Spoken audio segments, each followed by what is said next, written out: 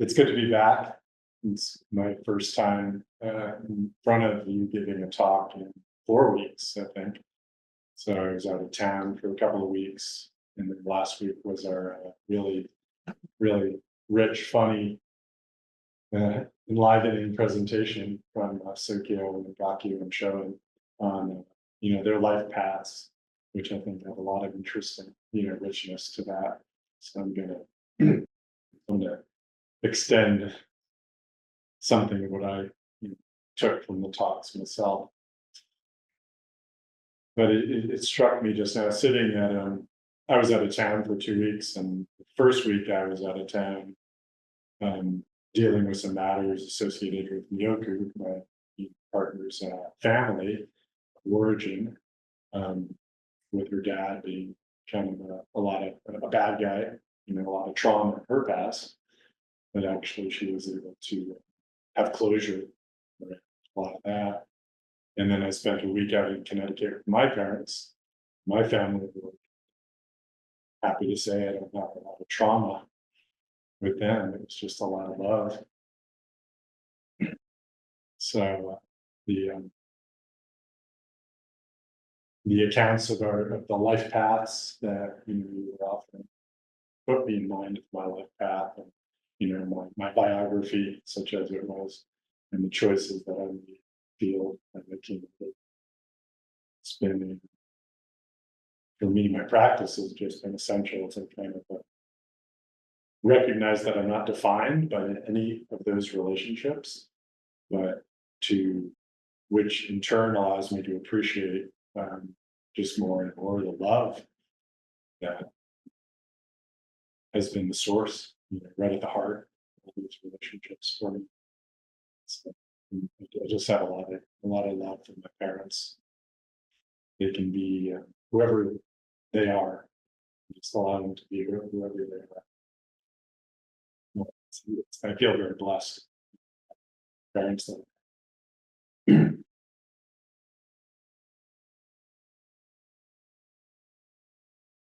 So, in the accounts last week, I found Nick asked a really interesting question afterwards, which was there a moment where you kind of took a turn of commitment, I think, into the practice, or did things just unfold organically? And I heard something in Nick's question. I think many of you are aware that his life situation is calling him to move away from this community for a period of time, who knows how long. And he's going to continue on his path of taking Jukai in a few months before he heads out.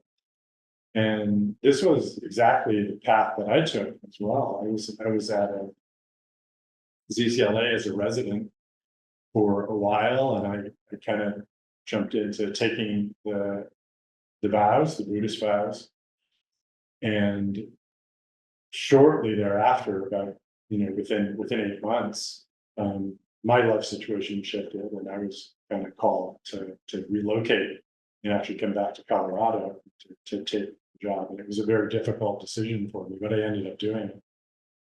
And so that question of the decisions that we make in our life and how they affect or don't affect our practice path it's something that I've really reflected on quite a bit.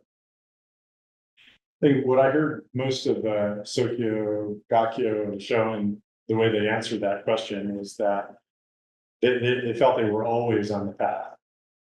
That it felt very organic, like an organic unfolding of their path of practice in the Dharma. And that felt very real to me, because I kind of felt, on one level, that same dimension in my life. I've said a number of times that I feel like I was born a Buddhist. I just happened to be born into a Catholic family. Mm-hmm. So it took me a little while to find myself, good say. But that really was myself. So that intrinsic dimension, is always there.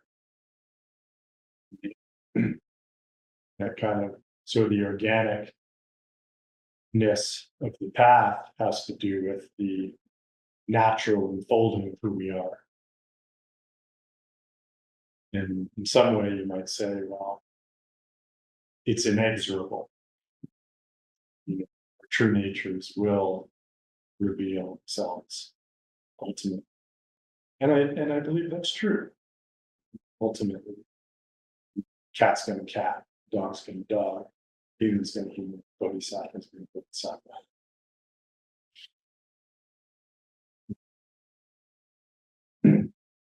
But also, there are these conscious turns that we take.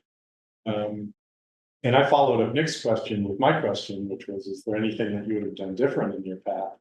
And what I heard was, all three of you, gave some version of, well, I kind of wish I had been more earnest sooner, or more serious sooner. I think Gakya, you're the one who used the word earnest. I liked that.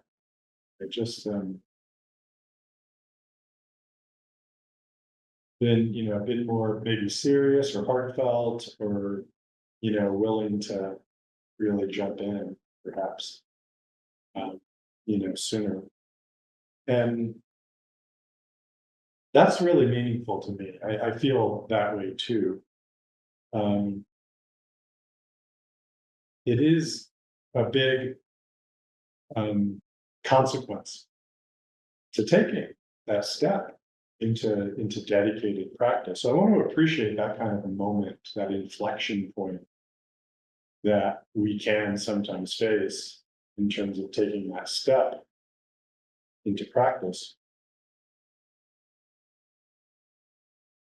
There are these intrinsic and experiential dimensions, okay, of the Dharma. Okay? Dogen says we're not practicing to become enlightened. We're practicing because we are enlightened.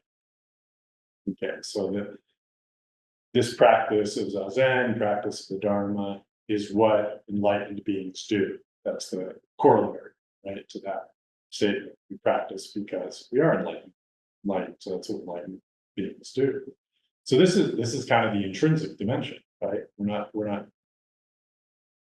doing something in order to get somewhere. We're doing something because this is what we are. The Heart Sutra.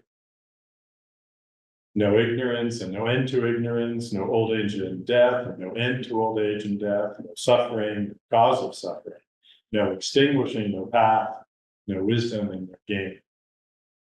No gain. Thus the bodhisattva lives prajnaparamita.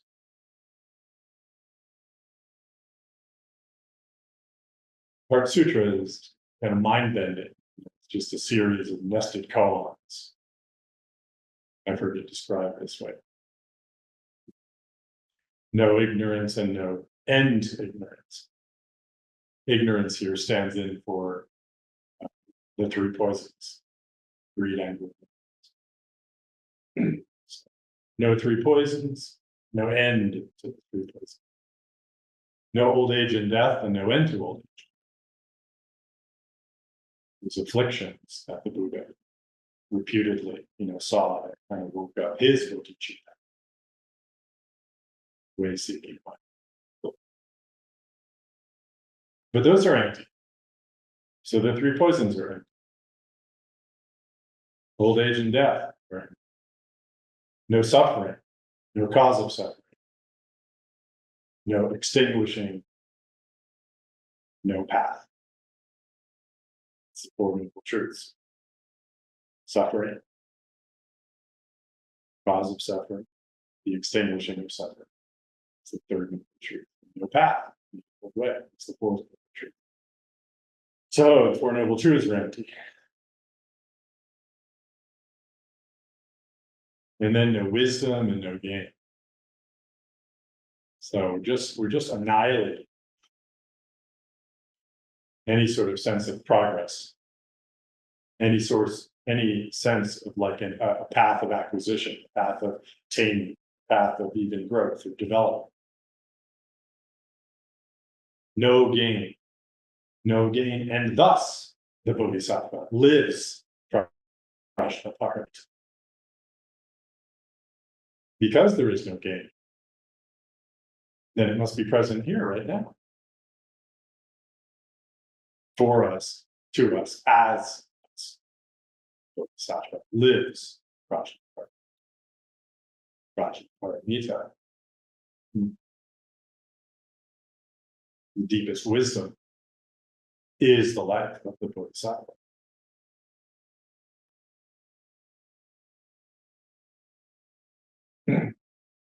So it's the experiential dimension. It's waking up to our natures as bodhisattvas.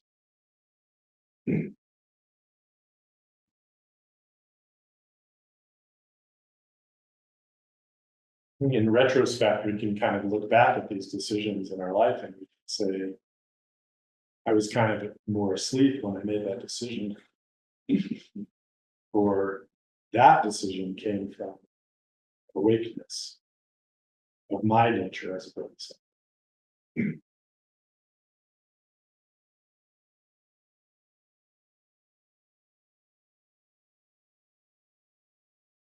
So it's these moments that where the experiential dimension is closer to the intrinsic dimension.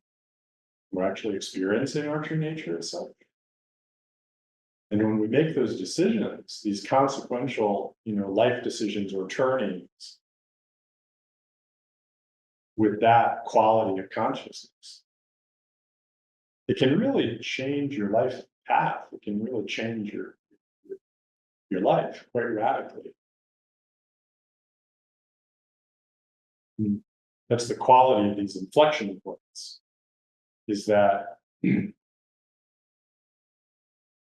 they can have, reinforcing effects in one way or another. If we go in the direction of serving, say, a certain agenda, then we may be on that path for a while. My teacher, Shishin Roshi, talked about cul-de-sacs. You can get kind of, what do you call them? Cul-de-sac is one image, but a better image is like when the stream kind of goes over into an eddy, or an eddy, right? It kind of branches off and then it just goes around there for a while. I don't think probably doesn't stay there forever. The water is always moving, right? It's not a stagnant pool for too long, depending, I suppose, on the topology of the river that you're looking at, or the creek. But we can end up just swirling around. I'm not going to call it stuck because there's some movement happening, right? But it's kind of not really advancing, growing, progressing in that way experientially. And that can last for a long time in your life. Well, there's an example from my own Dharma brother that I practiced with for quite a while. He actually was a resident at the Zen Center of Los Angeles way back. I think he might have been with Showa back in the early 80s at ZCLA. And he was a real dedicated practitioner for a number of years. He did the books for ZCLA. And then he was one of the people who kind of left when there was a lot of, scandal and breakdown and dysfunction in the mid 80s at the Zen Center of Los Angeles. And he left and he didn't come back to Zen practice for 18 years. I met him when he was probably in his early 60s.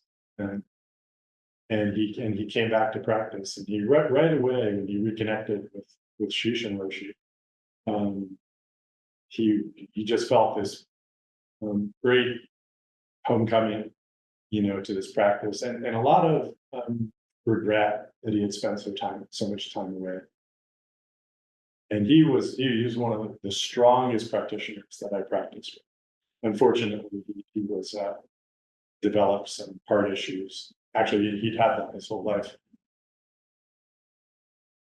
He actually had him from an early age. Like when he was first born, they gave him like 4 years to live because of his heart. And then they were able to do some work on his heart. And then they gave him another 10 years to live. And within that time, they developed some other procedures and fixed him again. So by the time I met him, and he was having some heart trouble in his 60s, he had been given like very short-term life sentences 3 times in his life prior to that. Which I think was one of the sources of his regret, was that, in that context, he hadn't practiced more in his, roughly from the ages of 40 to 60. But it definitely did, re-inspire him. He did come to practice back in the 60s.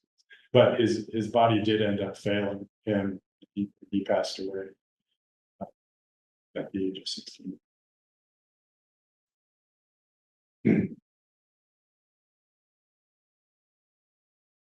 So I encourage you to really take heart in these times when these decisions come up, and to be wary, actually, of finding yourself in one of these eddies. Really honor your deepest aspirations for waking up, because time is short and not one day is guaranteed. A few weeks back, in fact, I think it was the last talk before this one, 4 weeks ago, I talked about disowned selves. We talked about the koan, sending souls split. So this can be a disownedness that happens if we don't honor the aspiration to practice, and to really throw ourselves into it. We can disown that bodhisattva, whose bodhicitta, the way-seeking mind, is coming awake, yearns to come alive as, this unlimited being that we are, this unfixed being that we are, to live in the openness, to live in the radiance of our true nature, not being defined by our idea of who we are. So we know what happens when we disown part of ourselves. We're out of integrity, and we experience a malaise, a depression, potential lack of inspiration. We're actually cut off from a sense of joy, and certainly of wholeness, and we're not honoring. And that aspect is a part of all of us, because it's our identity.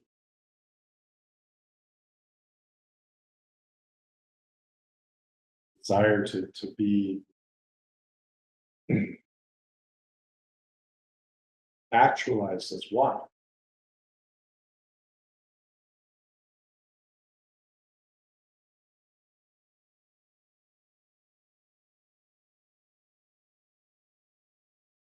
I had a sense of this just very early in my life, and it was in my 20s that I became a resident at ZCLA, and I just felt just drawn to take the Buddhist vows. I was 26, and I didn't know what I was doing. I just felt this urgency to do it, and I'm glad I did, because that actually is what allowed me to make that decision to move away from DCLA. So I was really happy when I asked Nick, so are you still going to take Jukai? And he said, yes, absolutely. And I was so happy about that. Because I know now that you are still on the path and you will find your way. That's what allowed me to move away. And I was heartbroken actually to leave Mazumi Roshi, to leave that community. And I questioned, whether I could find the deep practice that I really yearned for. And ultimately I did. I was instrumental in bringing Shishin Roshi here to be here. And I was one of the main people to help him develop this. So it wasn't the way I thought my life was going to go and my practice was going to go. But that's part of the point, is to explore and to see what life offers you.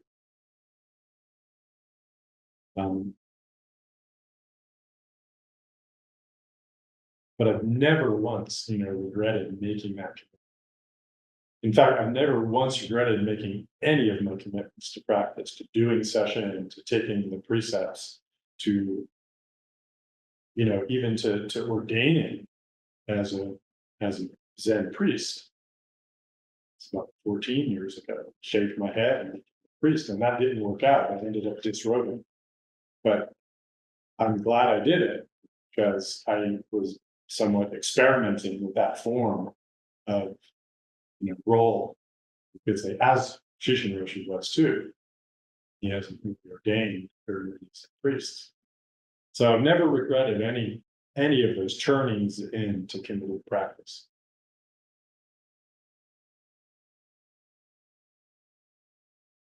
I wanted to remind us of this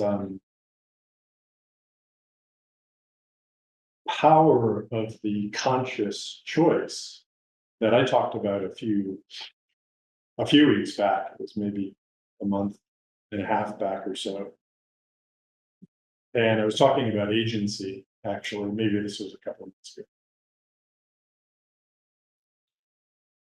And I wanted to bring out how the actualization of our agency is really seated in our mindfulness practice of making the choice moment by moment to bring our attention where we want it to be.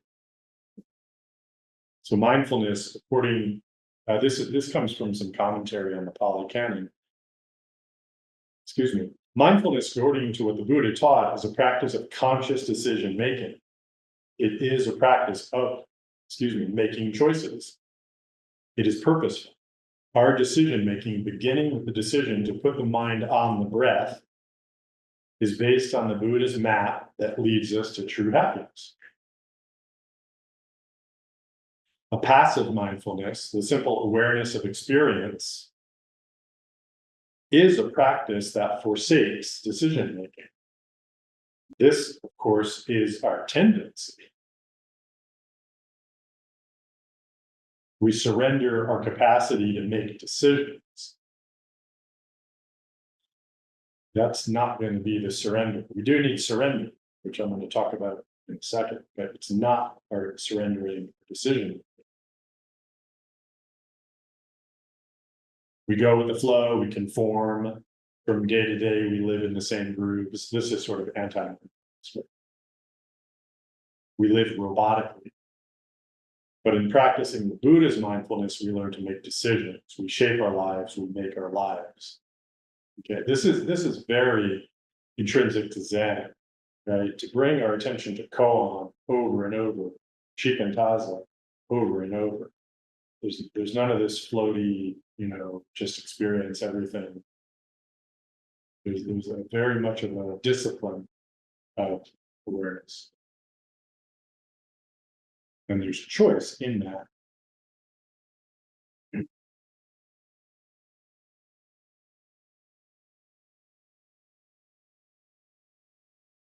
So there are some qualities I wanted to appreciate in these inflection points that we have. The smaller micro ones that we're doing moment by moment in our practice, and then the bigger ones, then we say a life decision, the decision to commit. Um,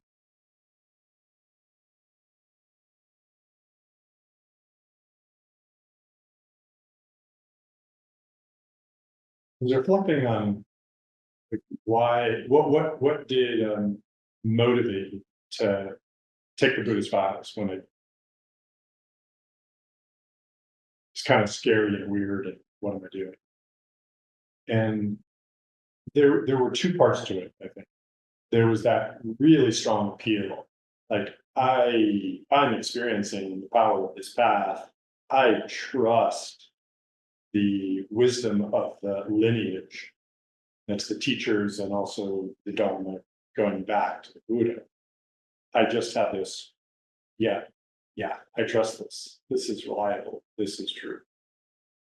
Um, I felt myself way at the beginning, way at the beginning, like not even at the starting line, just wandering around before the path starts almost. But like Sokyo, I actually wasn't before I was, yeah. But I didn't feel that way. Oh, wow. So there was that appeal, right, of that. You know, I had role models. I wanted to be like Maizumi Roshi. I wanted to manifest what I saw out of, you know, Egyoku and Tenshin, the seniors at ZCLA. But there also was kind of a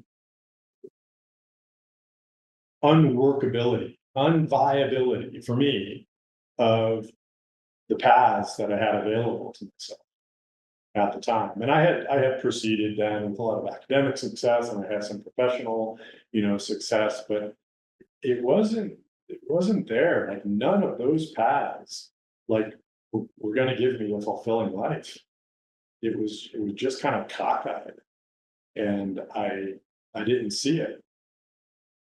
So it was kind of it was like, all right, a lot of what society tells me is what a meaningful life is all about, or what the structure of you're supposed to, you know, have a relationship and get married and have a family and have a career like this, and now you can take an artist path. I mean, all sorts of, you know, different models, but all of them with some sort of conventional wisdom around it. It's like it didn't inspire me. So it was kind of the unviability of those together with the appeal of this other one. Kind of, I think both of those things were needed.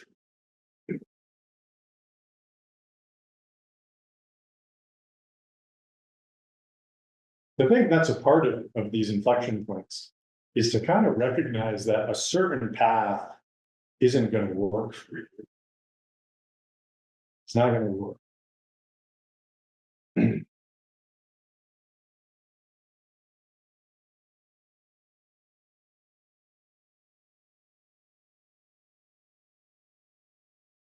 You're going to keep going with habits that you want to break. You're going to end up at some level. I think we recognize that we're going to end up in one of these dead ends.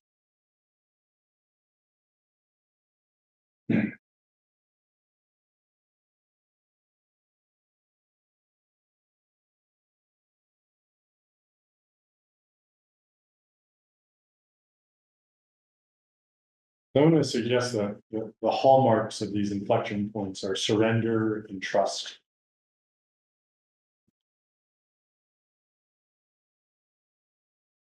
Not like willfulness, right? Not like that energy. Okay, I'm going to do this. And I'm going to become a Zen master, and I'm going to become awakened.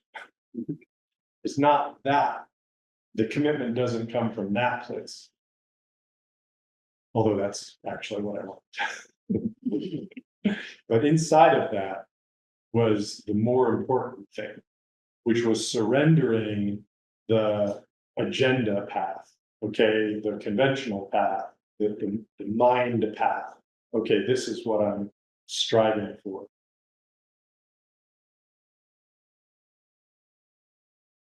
And then trusting in a path, a lineage, and a practice. Those are the hallmarks. Surrender, control, Not surrender your decision-making ability, but surrender your control and surrender your fixation on your goals, objectives.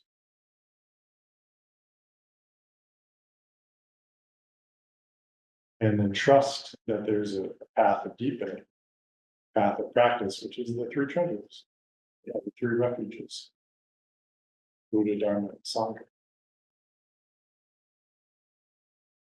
And then when you make your decisions from that inner shift, then the quality becomes excitement, it becomes joyful, and this quality of humility and acceptance kind of infuse your life. You're able to draw support from the practice and from your Sangha on this path, which is a very special and very, to me, different path than actually what our society offers us. It's very individualistic. Everybody's fragmented and communities are very tenuous, at best.